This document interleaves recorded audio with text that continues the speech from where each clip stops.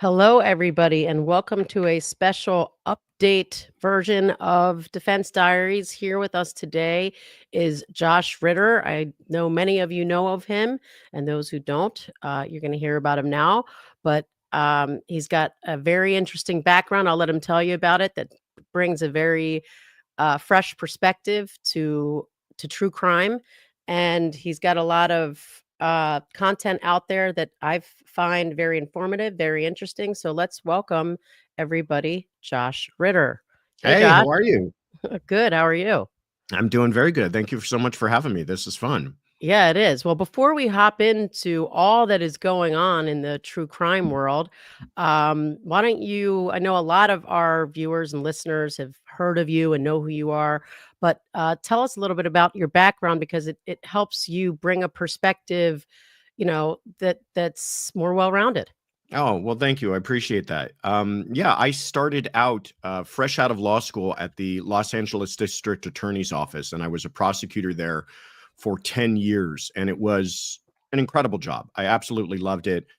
Got to do many, many, many trials. As you know, when they put people in government work, the DA's office or the public defender's office, you're just thrown in the deep end. So in my first, first several years, I was probably averaging about a trial a month. So it was very, very busy. Got to know a lot of great people, very experienced prosecutors. I was Alan Jackson's law clerk for a period of time. I know him really well. I know that's a name familiar to a lot of folks on your subscribers to your channel.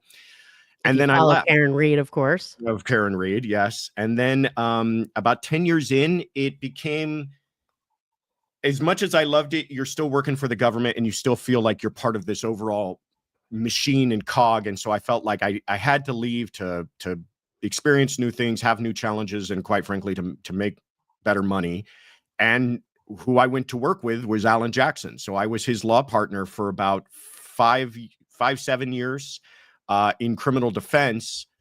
And then now I've partnered up with another colleague in a different firm, but I'm still doing criminal defense, and that's been about approaching another 10 years. So I've been doing this for a while, all in criminal law. So thank you. I do try my best to show both perspectives, though sometimes it's difficult.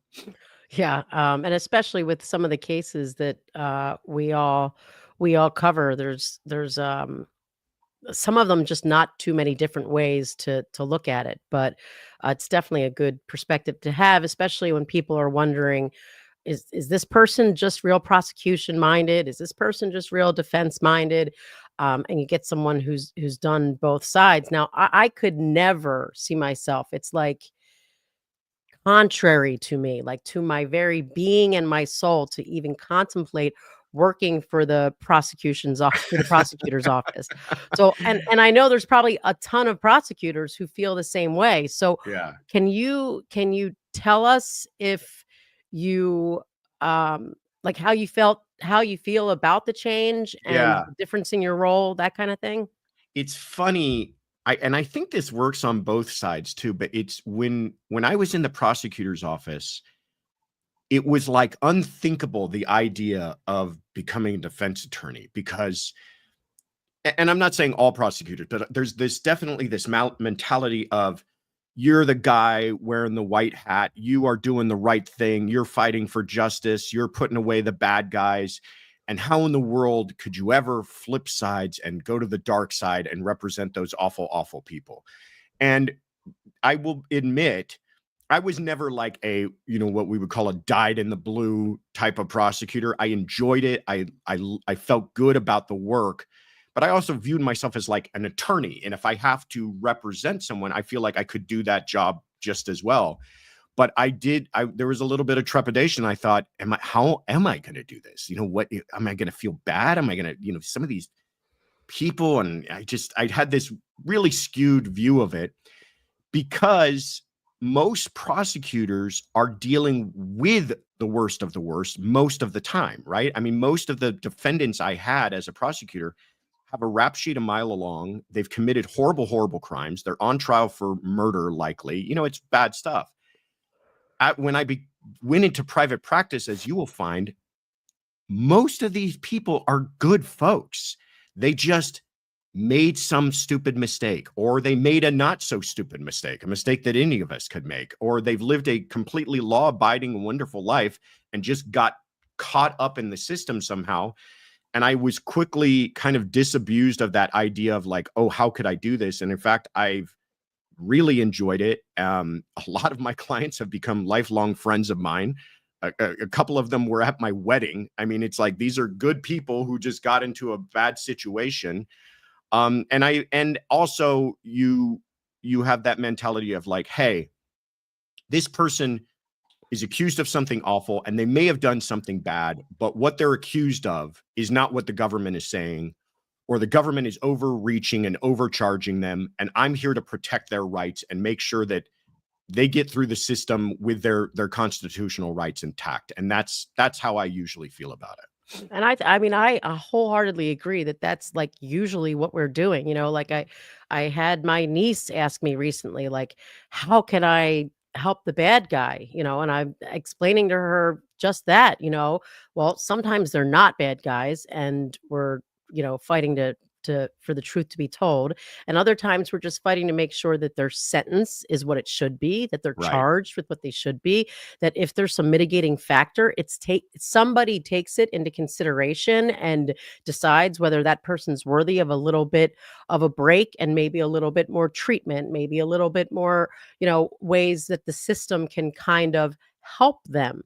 Yeah, And it's an adversarial system. So it's set up for one side is advocating one position, but if you don't have equal advocacy on the other side, it's going to fall apart and be unfair. So you have to kind of push back against the government sometimes, because if you don't, they'll run ramshot all over people. And so that's what I find. I was also shocked by not colleagues, but yeah, I guess they were colleagues. Some of the stuff they were trying to pull in court and on different cases, I'm like, come on, I did this job and I know this is not the right way to do it. So let's do it the right way.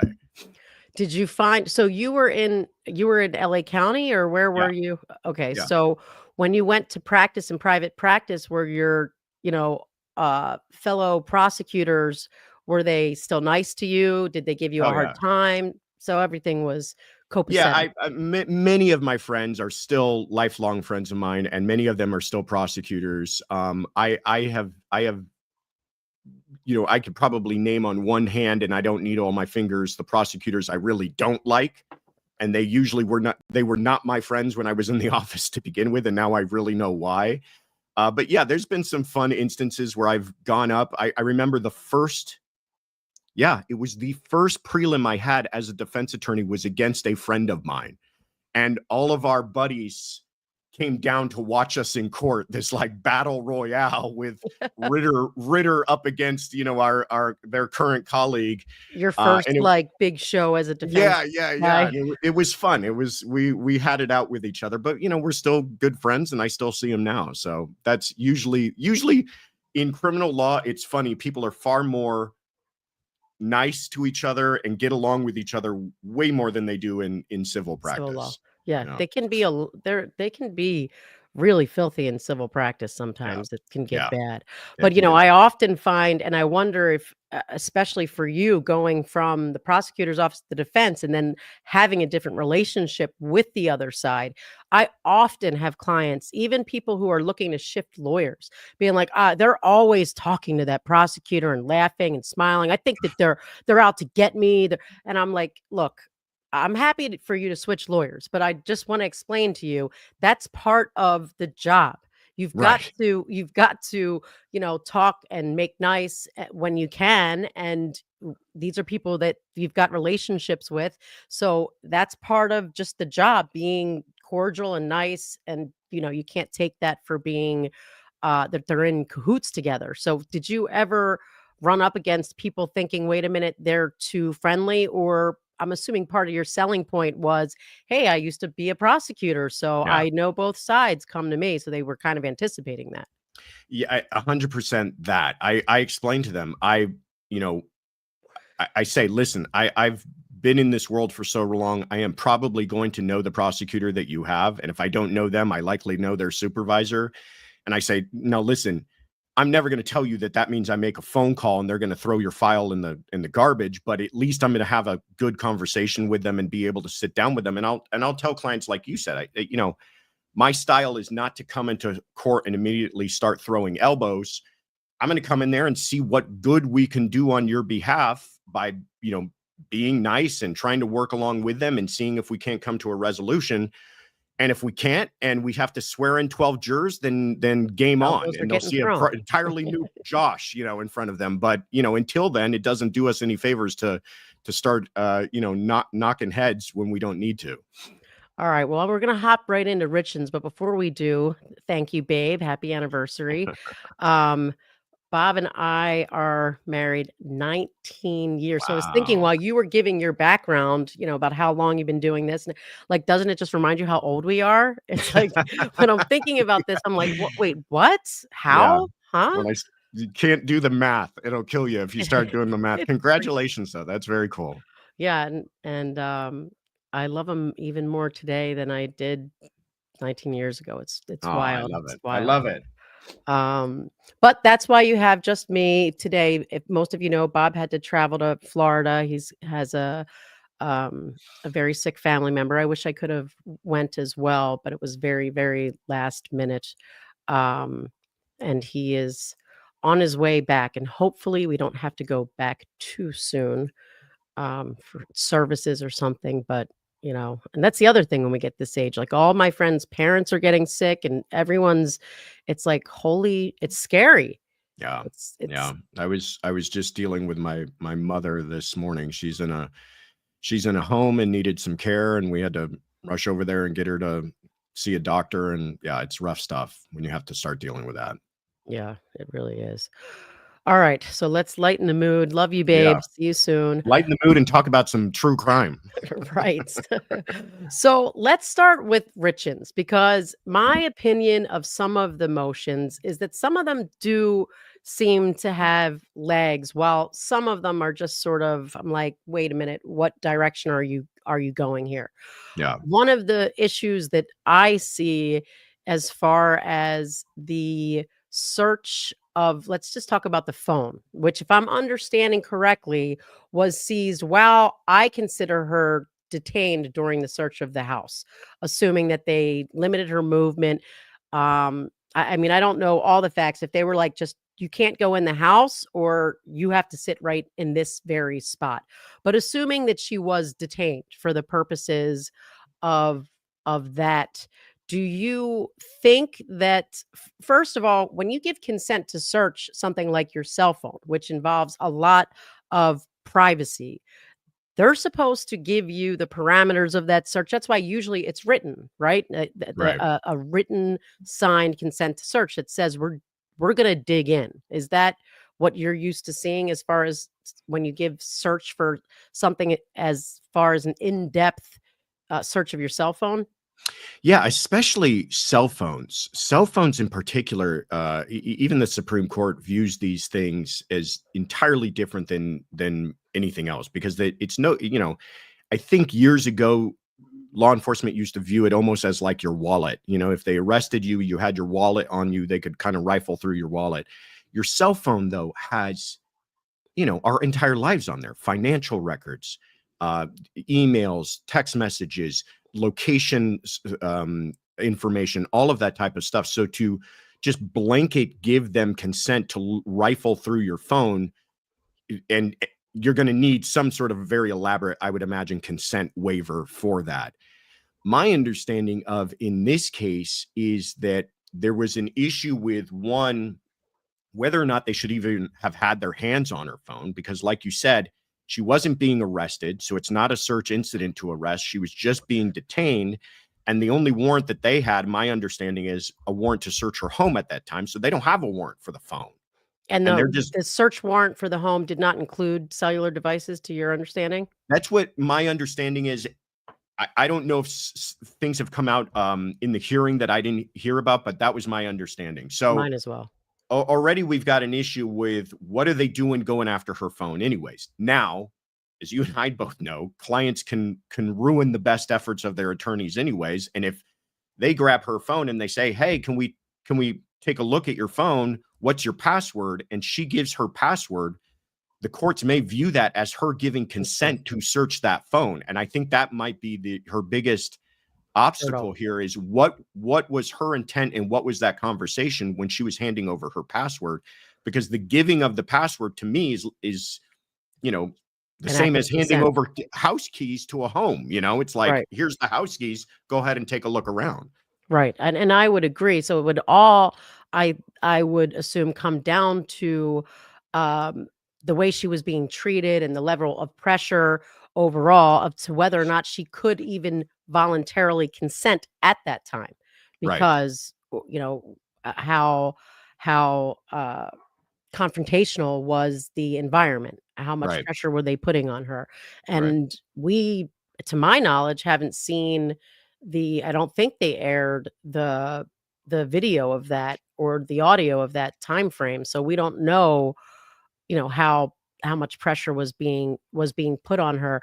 But let's just assume that the judge found that was not, she could not voluntarily consent to the search, or that the initial seizure was unlawful. And I think you'd probably need both, right? Because her consenting would be considered intervening, do you think, as far as the initial unlawful seizure of that phone? Right. Yeah, that's a good point too. Like, let's say there was a problem with the seizure, but then she voluntarily gives consent through providing them with her passcode.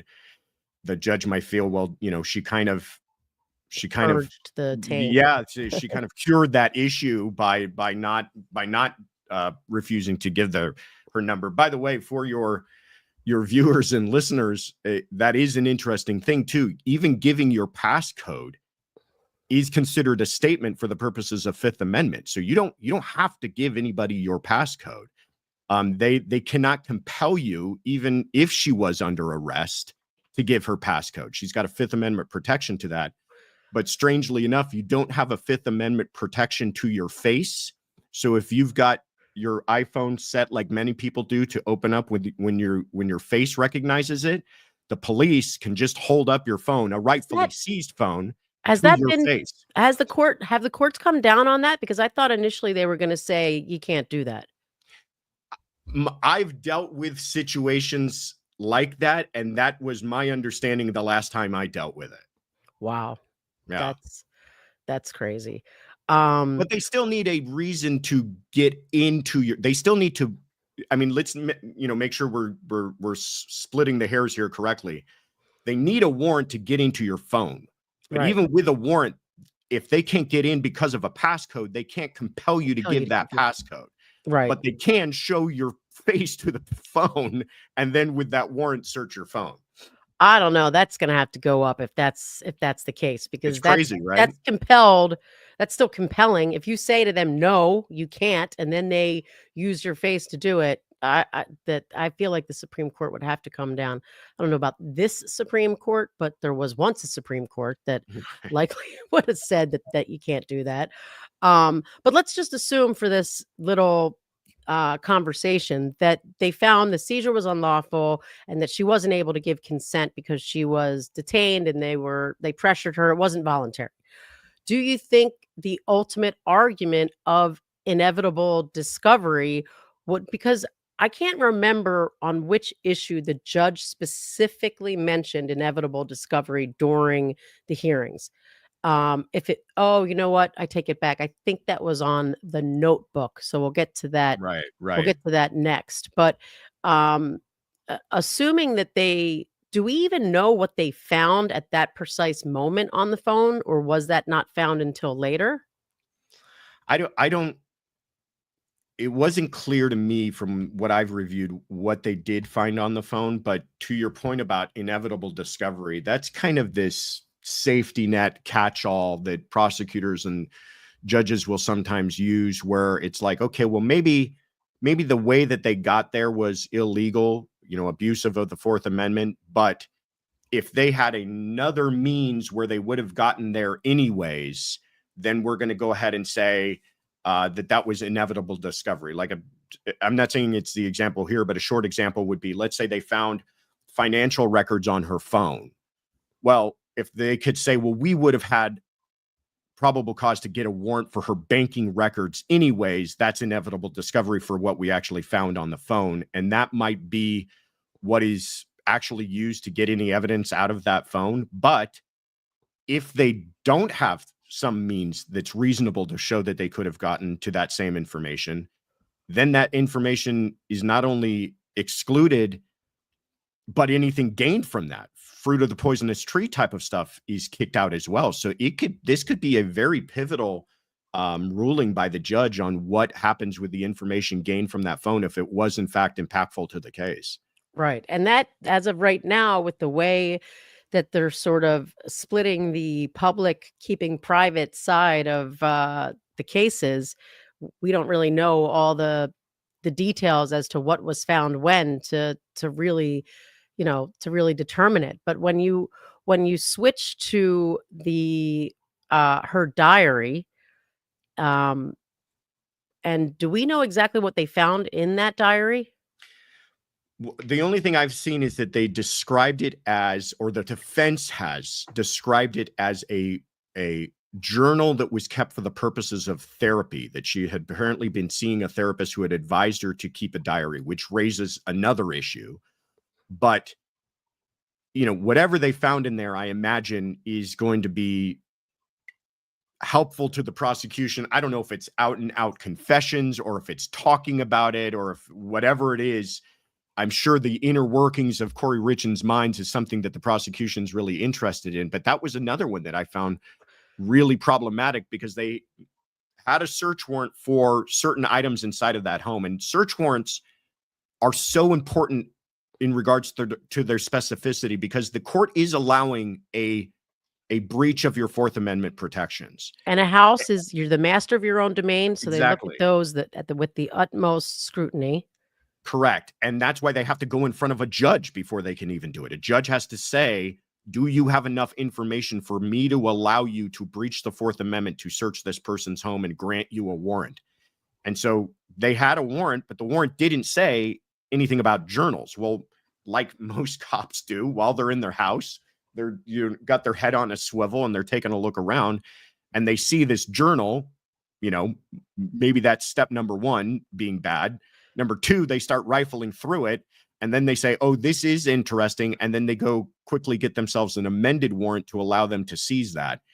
Did And they now cure the the go ahead. prosecution, I believe, said that they conceded that second warrant was no good and that initial reading of the diary was no good.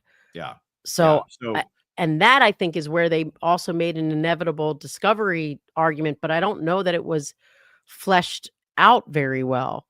and I don't know how you get there too. Inevitable discovery that you feel like you would have been able to seize her journal anyways because you're looking for evidence of a poisoning. I mean I don't exactly connect the dots on how they would feel that they would eventually get there anyways.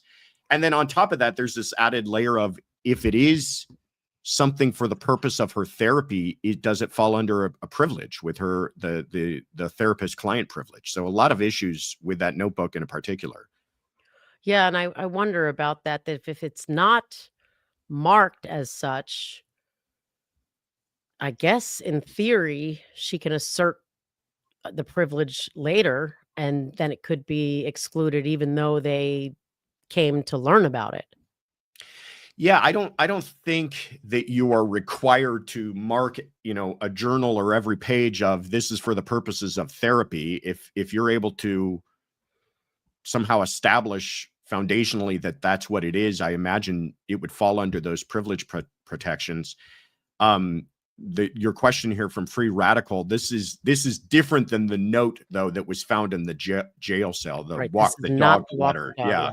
This is just a journal that she had been keeping that was found inside of the home. Right. So I think that they do have some things that have legs. Now, turning to the DNA, obviously, and the judge scoffed right then and there. Like, you can't tell me that there's a privacy interest in DNA left at a crime scene. Obviously, absolutely not. And as I'm sure you and we have also discussed, there's a standing issue when it comes to the DNA profiles. But what if you look at it like it's his shared DNA. So he does have some interest in it.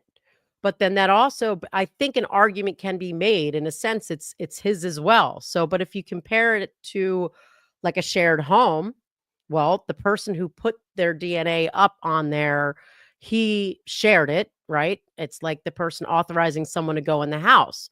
But the person who put it up there didn't authorize them to go in the house. They authorized them to come in the front door, not go in the bedroom. Like that type of thing. I know it's not there now as far as a clear path to standing, but I could see a potential line there. At the end of the day, though, it would have to be new law, and then you would have, a good faith exception. If it's not law now that they can't search those databases, if it's not law now that someone has a Fourth Amendment interest in their ancestors' shared DNA, but can you see a possible line to standing in some sense when you think of it in that way? And just to be clear, we're talking about Kohberger now, Oh, right? I'm sorry. We switched Yeah, to Kohberger. yeah, Jeez. that's all right. I just wanted to No, make sure no, I because wasn't we should missing have anything. before we switched to Kohberger, because I'm sorry, you're right. My mind, I don't know why I went there before we talked about the walk the dog letter. So strike all of that from the record. It never happened, everybody. We're gonna finish with Richins real quick. But the cell, you know, here's the thing. You can't just, I think that the question becomes, should police be punished, which is what the exclusionary rule is for reading something that says, my lawyer said blah, blah, blah, and they Yeah, continue to read it. Now, yeah, I don't believe that you should be able to write, my lawyer said blah, blah, blah, and then have a whole bunch of, let's just say a plan to escape the prison, because right, we're talking about the prison environment, right. or, how you're going to, bribe you know, the corrections officers. But why don't you, in your experience, should the process be when they see that it goes right to the taint team? And should the government be penalized through the exclusionary rule for looking at something that ultimately ends up not to be private? Because we're going to assume right here that the rest of it is not attorney-client privilege. It's not work product. It has no privacy interests. But should they have continued to read once they saw what they saw? Yeah, those are excellent questions, and I think you laid it out perfectly. But you're right. You can't put a map for your escape route inside of an envelope that says for my attorney only. That's not the way it works inside of a jail cell, especially inside of a jail cell. You have zero expectation of privacy, but you are allowed to maintain your communications with your lawyer and your other work product things, and so they are supposed to be mindful and respectful of that. And I agree with you that first opening paragraph to me clearly falls into attorney-client privilege or work product, in that she is saying, like you said, I think it starts out with tell Sky, who was her attorney at the time, that blah blah blah blah blah, and the prosecutors want to do such and such. It was some sort of conversation regarding a conversation she had with her attorney and how the prosecutors would view that. Squarely, that is thinking about in anticipation of trial, work product, conversations that she had with her attorney, everything else. But then you're right, as the letter goes on, is she allowed to, under that same letter, then hide a bunch of illegal attempts to intimidate or coerce witnesses? And so what do you do in a situation like that? And I think you put you nailed it when you said they should have a taint team available when they come across something like that and they feel like this might be problematic stuff hiding under the guise of work product. We need to hand this over to somebody else, and that team's entire purpose is to not be involved in the trial, to have a separation between them and the trial team, and then they can review it and make a decision on, is this something that we feel we could use or cannot? And it may even have to go up to the judge ahead of time before you create the problem of handing it over to the prosecution trial team, who now they know about it. And now they have this information. And how do you handle a situation where they have learned of information they shouldn't have learned of? And I think you're right. I think exclusionary rule might be the only remedy to it, is just they don't get the letter whatsoever. So I just don't know that they apply it, because I had made the analogy before. You've got attorney-client privilege, but then you've seen, like, even in like old school mafia type cases where they've got these recordings of the lawyers agreeing to help their client participate in a crime. You lose privilege when that happens. So, but who decides when they can listen to know that the privilege doesn't apply? So the question becomes, all right, well, you have no privilege in this information. That was not attorney client privilege. But in order to figure that out, they reviewed some attorney client privileged information. And if that's truly the point of the exclusionary rule, do you think that the courts could, in some cases, say, okay, the information issue is not covered by privilege, but they rolled over privilege to get there, so I'm still going to apply the exclusionary rule? Yeah, that's a really interesting point, because I think at the end of the day, the judge should and does want to make sure that the right thing is being done. In other words, if this evidence is evidence of a continuing crime, if it is witness coercion, then that should be available to the prosecution. And that should be something that they should be able to use. But if they trampled over a bunch of rights in getting there, is the proper remedy to that to exclude it entirely? Because the exclusionary rule, you're right, is to punish. In other words, to teach a lesson so they don't do it in the future, so that people's rights are protected. I don't know. I mean, would this be cured by some sort of instruction to the jury? Perhaps that's where he'll land, kind of a split the baby sort of a thing. I'll be honest too. He may look at it and say, you know what? It's arguable to me what is actually being said here as well. And he may not feel that it's all that harmful to Corey Richins or something. I don't know. But then if it's not harmful to her, then what do they want to get it in for? I mean, Right. so it's a really sticky situation that I they, think under the fourth, they'd probably say, for this type of harm, we're going to allow them to, these officers should be penalized, correction officers penalized in some normal sense. But since it's actually not attorney-client privilege, they'd probably let it in, which then falls back down to the state constitution and whether the right. state affords somebody, more rights. But you guys are seeing in real time the type of arguments that lawyers make when they're trying to change the law, when they're trying to use the law as it exists to say this should extend to that. I mean, that's basically what we're doing, all the time. Um, and is there anything else about Richins you think that we should discuss before we jump over to Kohberger?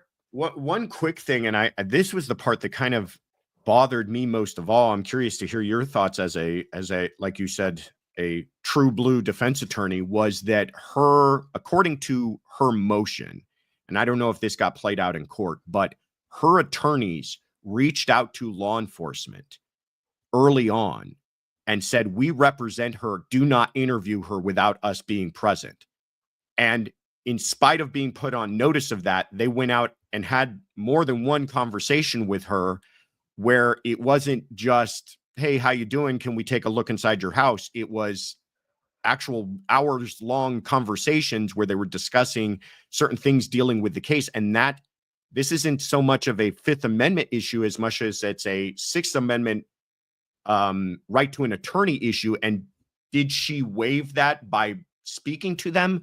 Should the police have never even contacted her without letting her attorneys know? Because I know as an attorney, you try to do your best to say, I represent this person, hands off. And then if you find out the cops are going behind your back and trying to, just casually speak to this person again, it causes a bunch of problems.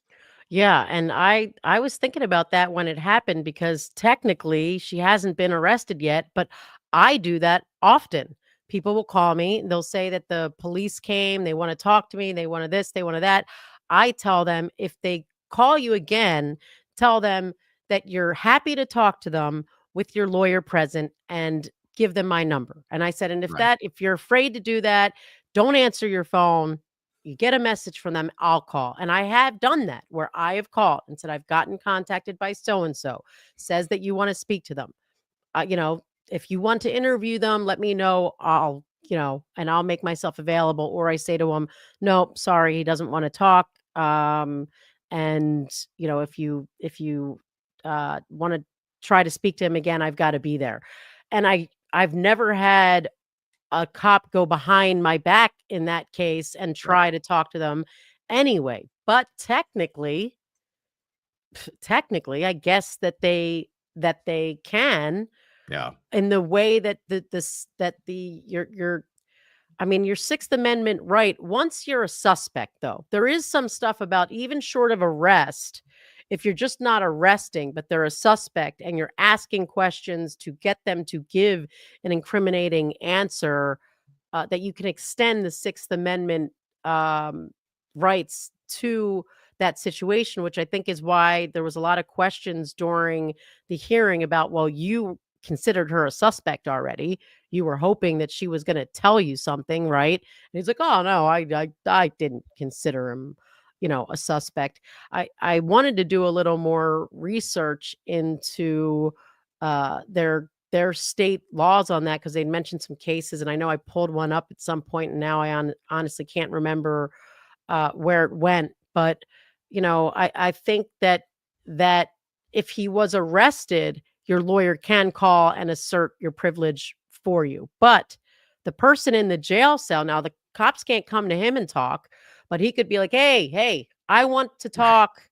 I want to talk. And they don't, if that client, against the advice of counsel, chooses to speak, that's on them. But the police can't initiate it once their right to counsel has been asserted. um and that it does kind of depend on when it's asserted and how, about whether a lawyer can assert it on the client's behalf or not. It's Yeah. always better to have the the client. And I always tell my clients, you're the good guy. And you say, I'd love to speak to you, happy to do it, but I need my lawyer here. Yeah. So, and then I'm the one that's going to tell him, no, go, kick sand. He's not coming in.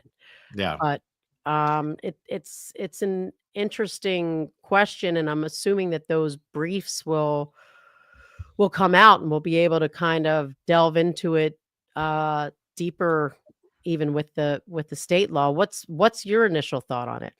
Yeah, I mean, there's a long string of Supreme Court authority about this issue. Like, at what point do the police have to stop questioning someone altogether? Are they ever allowed to revisit that?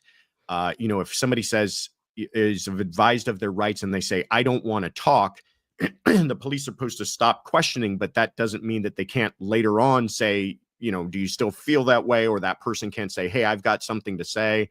But when somebody says, I have an attorney, I want my attorney, they're supposed to just be hands off at that point.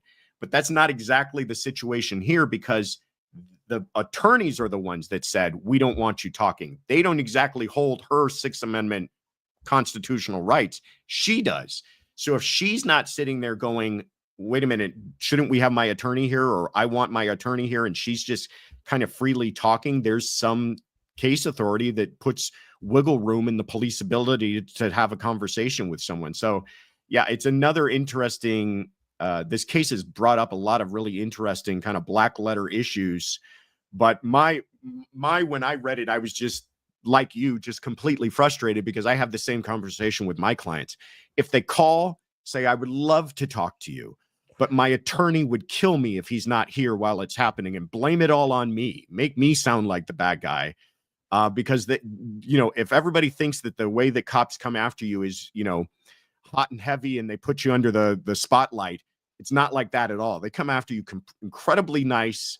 And it's very much like, hey, can we just have a chat? I just want to get your side of things. And before you know it, you've had an hour and a half long recorded conversation that just nails you to the wall. Right, right. All right, so switching to Kohberger, and I guess we'll Yeah. start with the IGG, since I Yeah. already I already did that. Can you see a way to standing under the guise that it's shared DNA? Clearly, it has to be shared if they're able to identify me by looking at this other DNA that we've got shared elements of that. So, if you think of it that way, do you see a path to standing? I see what you're saying in that the way the DNA is matched is because part of my profile, if I'm the suspect and you're the person who's voluntarily entered your DNA onto the database, you don't have standing. But do I have standing in the shared DNA that I have with you? Is that kind of where you're Yes. going? I like that. I think it's very creative. I think, though, that the end of the day, what they will say is no, no, no. You have a profile, and your profile is unique to you. You are one out of 80 trillion, and therefore that's you only have standing in that profile. Now, the fact that your profile has certain markers that also match up with family members does not all of a sudden mean that you have standing where they put their DNA. I like the argument, but I think end of the day, I don't think he's got much to go on here at all. I think more than anything, it almost comes down to the question we were talking about earlier. Well, if the FBI was violating all sorts of rights of terms of use and things like that that people were aware of when they were voluntarily submitting their own DNA, are they allowed to just kind of run ramshod over all of that just to find a suspect? And I think what this court is going to find is, yeah, they are. I mean, Right. I mean, yes, that goes back to standing. And yeah. I always use like an outrageous example for people so they know. So I go to Josh's house and I'm like, "Hey, Josh, can I use your guest bedroom here? I got to make a phone call." And I've got all my drugs out and, the cops barge in. They break down the front door. They beat Josh and his parents and destroy the home and come into that guest room and seize those drugs that are right there.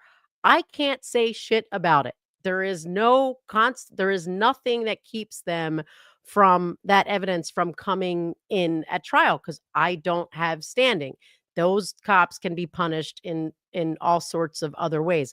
Do you think under the scenario I just gave and the law under the fourth, as far as the the U.S. Supreme Court interprets it, that would be an accurate statement that I would have no standing to contest those drugs?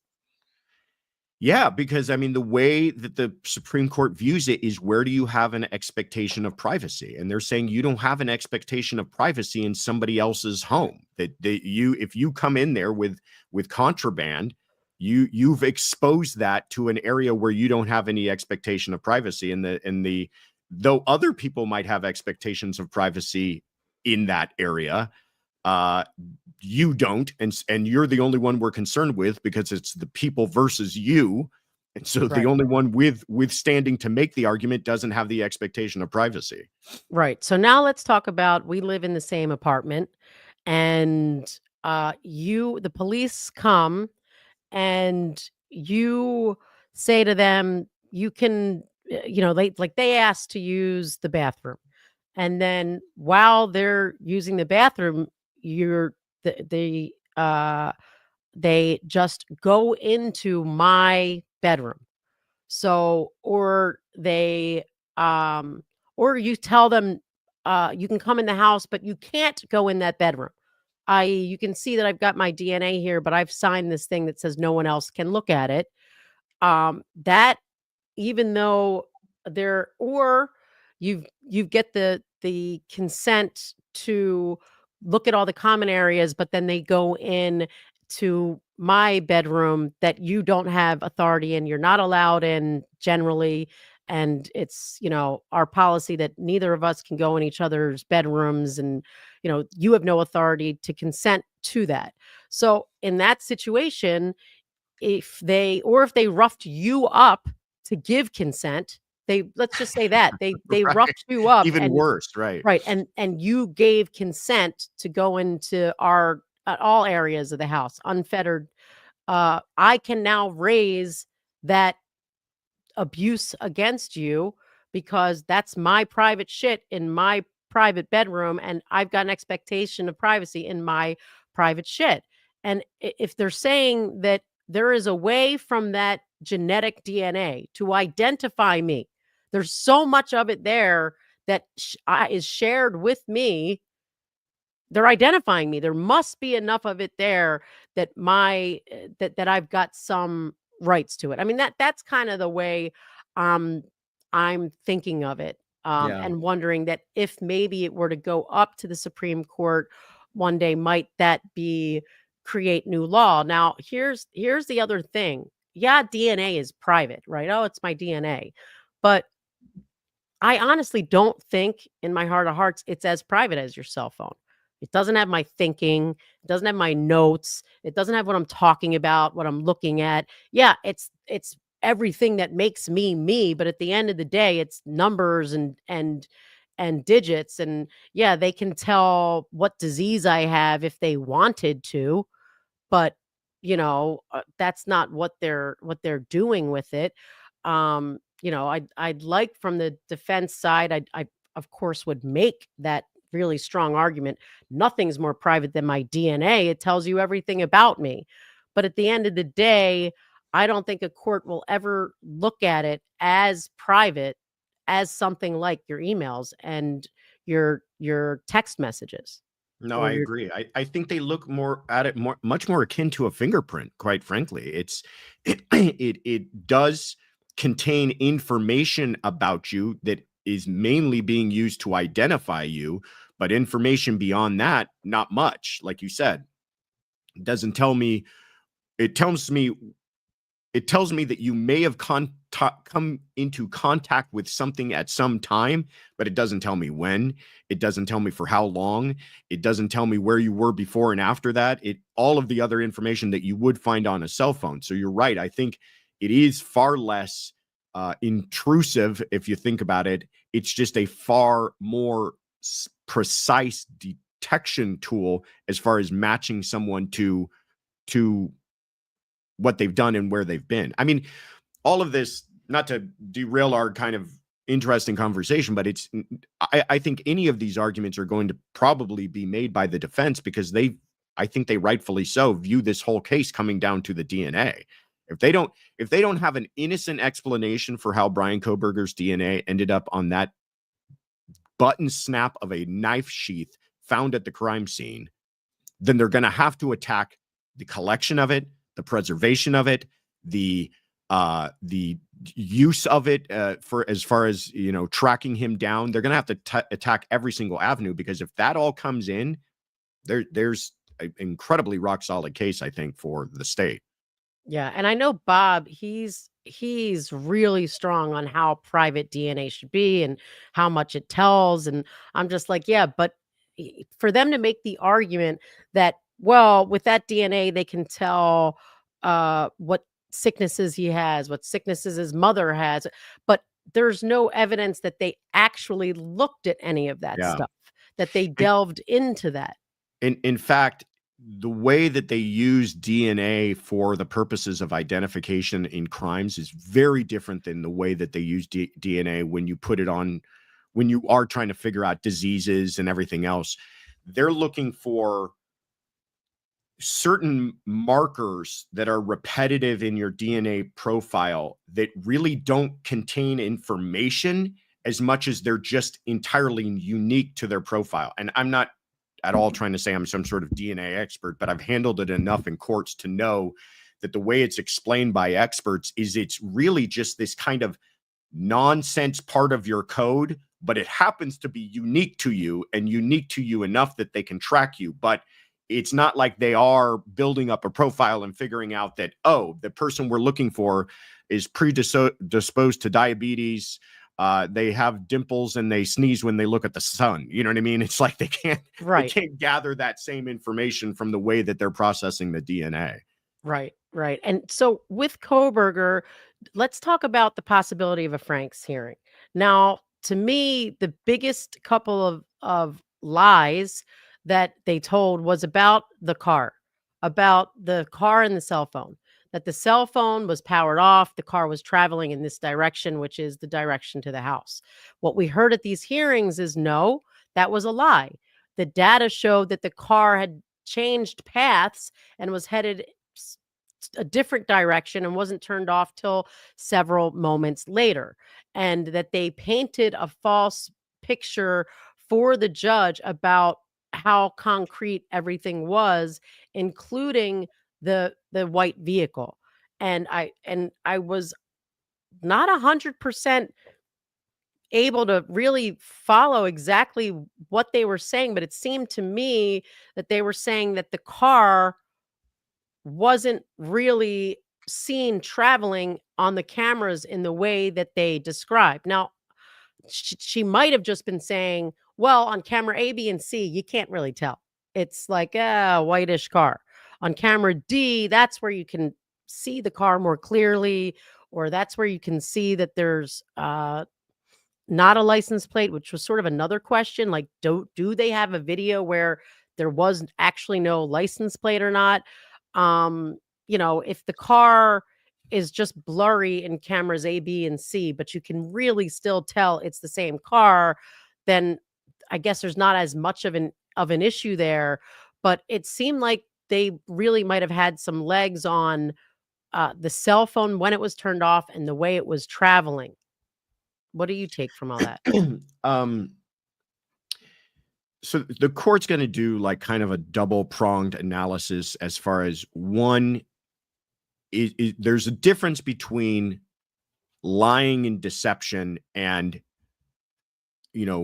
perhaps, you might call it vague description or inadequate description or mistake, early in an investigation or something like that. And so I think, one hurdle is going to be, are they flat out lying, and are they flat out being deceptive, and are they flat out being manipulative with the way that they wrote this, or is it interpretively different, and could they have been more nuanced, or could they have been more specific? That will be one thing, right? And wherever the court comes out on that, obviously, if the court feels that they made a flat out lie and deception, that's a major problem. But and it's then the still, other if thing, they find I've deleted it from the affidavit and a judge still would have granted a warrant. right? It's a And that was my other point, is that, and then it's like, how much of an error was it? Was the entire warrant hinging upon this, or was the warrant likely going to be granted based upon a bunch of other stuff? And you know as well as I do that this is one of the things that drives you nuts as a defense attorney, because you might have some really great stuff to dig into on some of these things. And the way it usually works is that judges, not that they're purposefully in the pocket of the prosecution, but they're going to find a way many times that they'll go, listen, this is not, I hear what you're saying, but this is not a problem. It's not, and it's certainly not fatal enough of a problem for me to decide now in retrospect that the warrant was bad and everything they got out of that warrant was bad. I just don't see that happening. right. What else about Kohberger? Because I want to move on for you to tell me about ASAP Rocky, or what Yeah, is it? ASAP. They say ASAP. ASAP. But what else on Kohberger? Is there anything else you want to discuss on Kohberger before we move on? I can't think of anything. I think that the defense, I think they've been admirable in how aggressive they've been. I think that they have really left no stone unturned. Because, listen, we both know DNA is, at the end of the day, circumstantial evidence. It's telling you that some person at best may have been at a location at a certain time, but you can't tell when, you can't tell how long that DNA has been there and how it got there. But when you have that important as piece of DNA, where the DNA is essentially found on what you believe was holding the murder weapon Under the victim's body. under the victim's body, and the person that matches happens to have no alibi, happens to match a description, at least a vague description given by an eyewitness, happens to, it would be one thing if that person, they found this DNA and that person we know for a fact happened to be in New Jersey at the time. But this person fits everything else that they were looking for. They know that entire case hinges upon that, because without the DNA, all of that's window dressing. The defense, I think, can handle everything else from the points that you started to make about where was the car, when was the phone turned off, all of that stuff they can argue. If they don't have that DNA, I don't even think that the prosecution brings this case without that DNA. And I think the defense knows that. So that's why they're coming after it so heavily.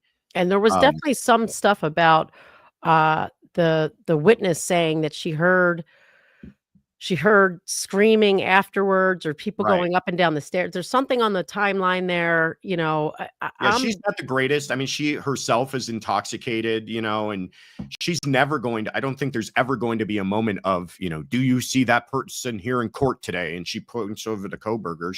She gives a very vague description, but it's just, do you see his eyebrows? I mean, I was looking at it. They're not all that bushy. I mean, especially when you see Luigi. So I don't know anything about ASAP Rocky, and I know we're trying to ASAP Rocky, and I know we're trying to wrap it up. So this is one of the cases you are covering on your Confidential. It's a case taking place here in Los Angeles. It's being televised. It's funny LA will have incredible droughts where we have no cases, and then all of a sudden we have 3 really big cases all taking place at the same time, and 2 of these I think are even on the same floor in the downtown courthouse here in Los Angeles. We've got ASAP Rocky's on trial for assault with a deadly weapon.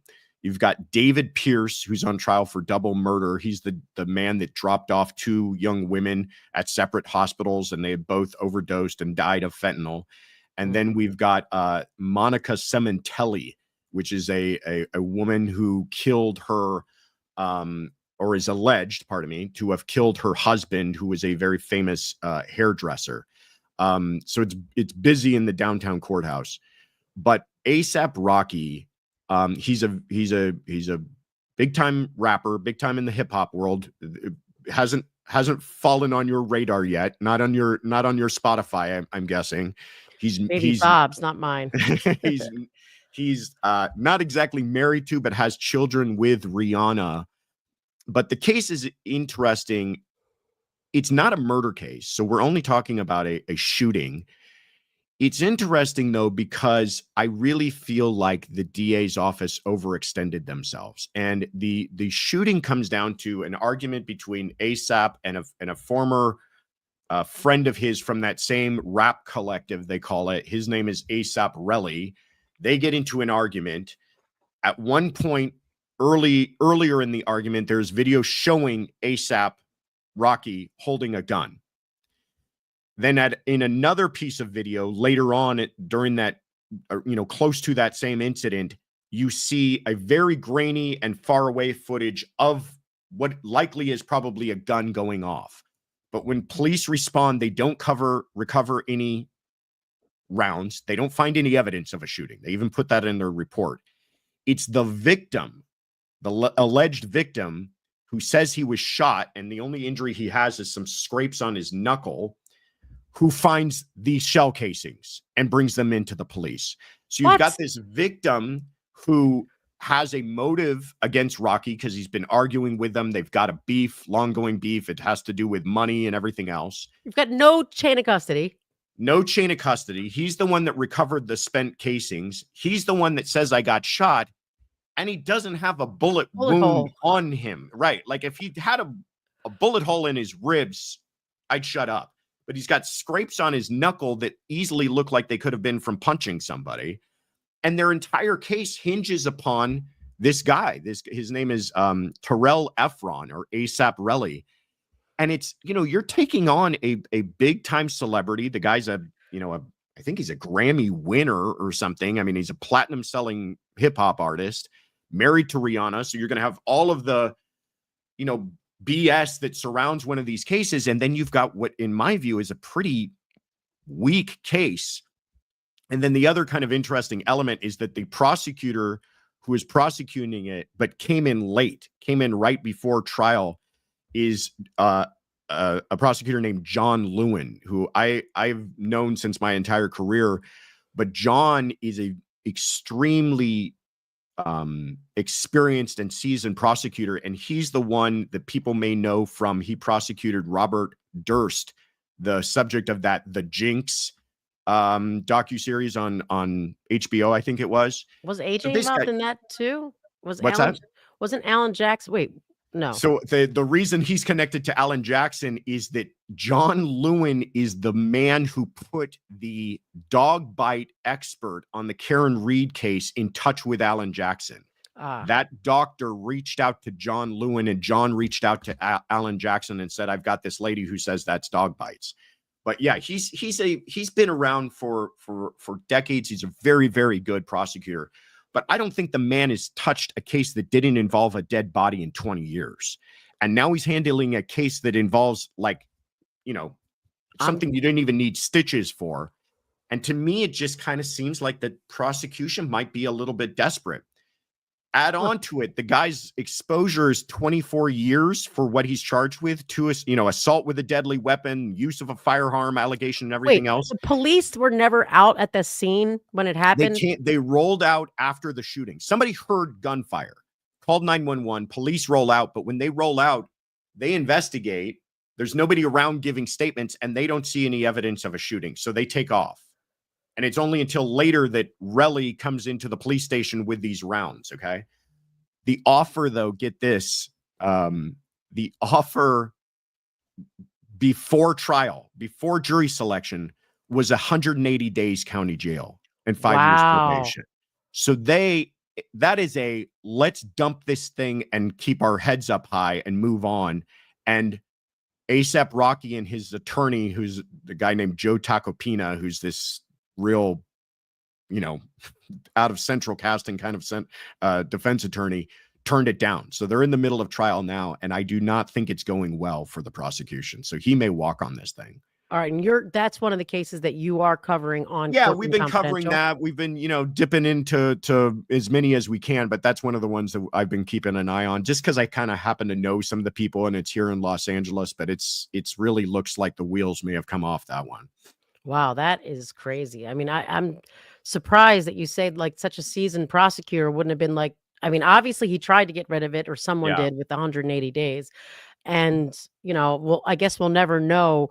Was this the lawyer telling his client, fuck? I would always tell my client, you should take 180 days over 24 years. I don't care if you did it or not. Right. Take the 180 days. You don't want to risk 24 years in prison, Right. Yeah. But they turned it down. They said, no way, we're going for it. And it's, from what you're seeing so far, it seems like was the right call. As much as I like John, and as much as I hate to admit it, this is not shaping up to be a very good case at all. And Relly, the victim, has been on the stand. He was on the stand late last week for cross-examination for maybe 2 or 3 days in a row, and he just started falling apart. He just started getting combative, started not answering questions, and when you're a prosecutor, you're watching that happen. Yeah, jury trial. You're like, okay, this is over. All right. And there were some other cases you mentioned that you're covering. And again, that's on Courtroom Confidential. That's your YouTube channel, right? Yes. And your podcast, or do you have a podcast, Courtroom Confidential? Yeah, we do. We release our Friday YouTube channel as a podcast as well. So you can listen to it as a podcast, but we also have a bunch of other stuff that we put on YouTube. And Josh is also, I know, I can't remember if I only mentioned this while we were in the green room, that Bob and I have been trying to get this morning drop true crime news show going, that we were supposed to be already up and running. Josh, you are doing that. And that's separate, in addition to what you do on Courtroom Confidential, right?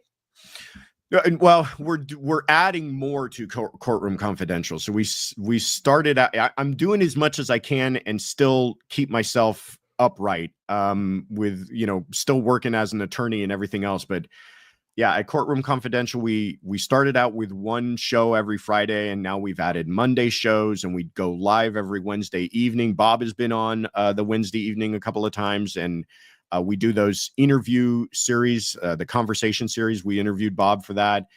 So we've done, we're continuing to try to add more and more content. And we will continue to do that until I pass out. So, until I pass out, or until I can quit being an attorney altogether and just do this full time. There you go. So other than AProcky, you mentioned some other cases that you're also keeping an eye on and covering and keeping people abreast of. Give us something about those. And yeah, so the like I said, the David Pierce case is a really interesting one that's taking place here in LA. He is a guy that I'll try to tell this story quickly, but one of my family members is in law enforcement. He's a police officer, and I was having lunch with him a couple years ago, and I'm asking him, what is he up to? Tell me something new. And he said, oh, last night I actually rolled out because a girl got dumped at a hospital dead by a car with no license plate, and the guys were wearing masks, and they just dropped her at the ER and then left. And I'm like, now, oh my do you God. think these are the drug dealers, or this is more? So what happens is, it's awful. Later that evening, the news breaks about this. And a few days later, I get a phone call from a gentleman who is the husband of one of the girls, and he retains me. He is in no way ever been implicated. He was out of state. He wants an attorney to kind of just help him. I'm sure you get these calls too. Like, I've never been involved in this world. I need somebody to help hold my hand through this whole process. So I've been his victim's advocate through this whole thing.